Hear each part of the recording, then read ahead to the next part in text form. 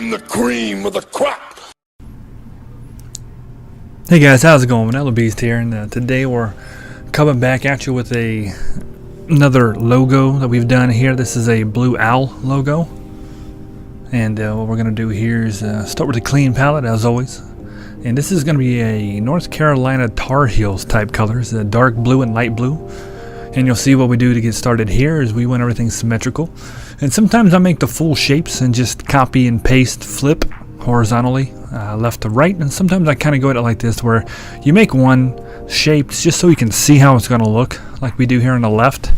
And then we just literally stamp it. If you have, like, for example, the triangle highlighted, you press the square button that stamps it, which creates a copy, and you just move it right on over to the right side, just like that, and drop him into place there. Look like a little upside down blue Christmas trees.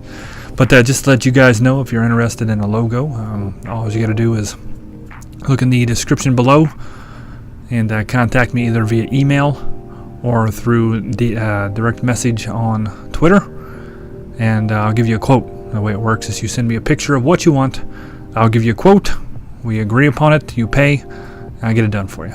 Simple stuff, real simple. Had a ton of logos this year, over 150. So we did a lot just this year. I mean, over the last couple years, hundreds over the last couple years. So I've gotten pretty efficient. That's why I'm doing these videos, so you guys can kind of see how I do there. Anytime you got something symmetrical like this, you just want to do one side. And when you get one side the way you want it, you copy and paste it. And even if one side's a little bit different, like the bottom of this owl here is a little different from left to right, you just go ahead and copy paste and then fill in the blanks here. And if you have to, just make the small modifications at the end. That's the best way to do it. So what I like to do whenever I have a logo that has a dark outline like this is you make the entire back first, almost like you're making the shadow. And then you start creating layer-wise, left to right, obviously, because the layers on the left are the back, and then the farthest right layer, which is your new layers, 47 in this case, is up front, closest to you, so to speak, if you're thinking about a 3D image. So you make the background first, and you work left to right, and you put everything else on top of it. And you see what I'm doing here, just kind of adding the light blue characters to this little owl guy here. And I believe the team name for this was the Hooligans. So as you see here, we're just kind of copying and pasting, going over top, shaping, I believe this is a CH. So I'm just doing a few things. Now I do obviously have this sped up. This is running at, I think, 4 times speed. I could have made it a little quicker, but I want you to actually be able to see what I'm doing. If I go so quick you can't even tell what in the world's going on, I don't know this video would be very helpful to you. So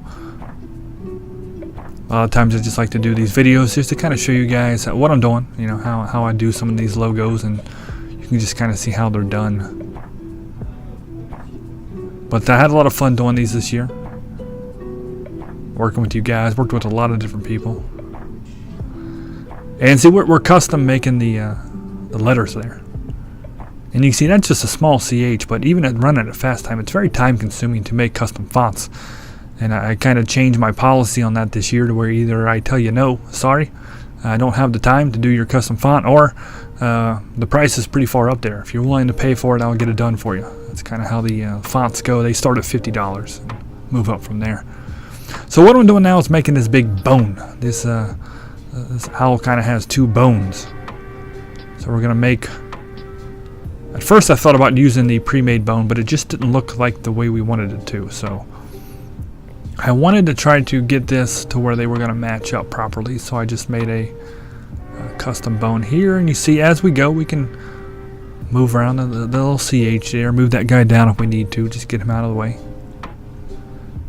And like I said, this is something that we're doing custom, and you can just use, see, when you use, or when you create the background first, then you can put darker colors that match the background over top the lighter colors, and it doesn't matter if they overlap because it's just same color. See that? And then you just literally copy and paste, and you can kind of do almost like a skull and bones type of a pirate across there. That's what we're doing right there. And you can just kind of modify them till you get them right how you want them there, and we will have to change the size of them, as you'll see here, just and the angle. And I should note, just as I said in the beginning there, how I work off of reference. I'm looking at something right now. I do not like to do logos where people just say, hey, make me that bird sitting on a stick with a rock in its mouth. Yeah, that'll be fun.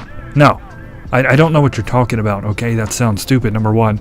And number two, the way I envision it may not be what you envision it, and then you're not going to be happy. So you've got to give me an image. If you can't give me an image, then I can't help you. That's pretty much my policy on that. It just, as an artist, if I'm drawing or whatever I'm doing on my own and I make something, that's one thing. And you like it, then you'll buy it or look at it or whatever you're going to do. But this is a service. You know, you're paying me to do something very specific for you. So I like to know that you're going to be happy. That's why I have that mandatory role. That mandatory rule there that you have to show it to me. So now we're going to start on his little talons. And this will also be a copy and paste job. Once we get 1 foot of the owl that we're happy with here, we will just copy, paste, horizontally flip, and you'll see that here. So we're going to make a few of them. And they get a little bit bigger, and they're in front of each other as it goes left to right. So you always see that. You want to just add on from left to right. You can copy and paste and then add on as you see fit. Copy, paste, switch horizontally. And look at that. You got two feet for the price of 1. Just put them right there on the crossbones. And we're going to start on, that's not actually his eyes, not yet. I know it looks like eyes, but it's not. We'll actually make the eyes a very final thing here. That's kind of his face. You'll see we're going to make that.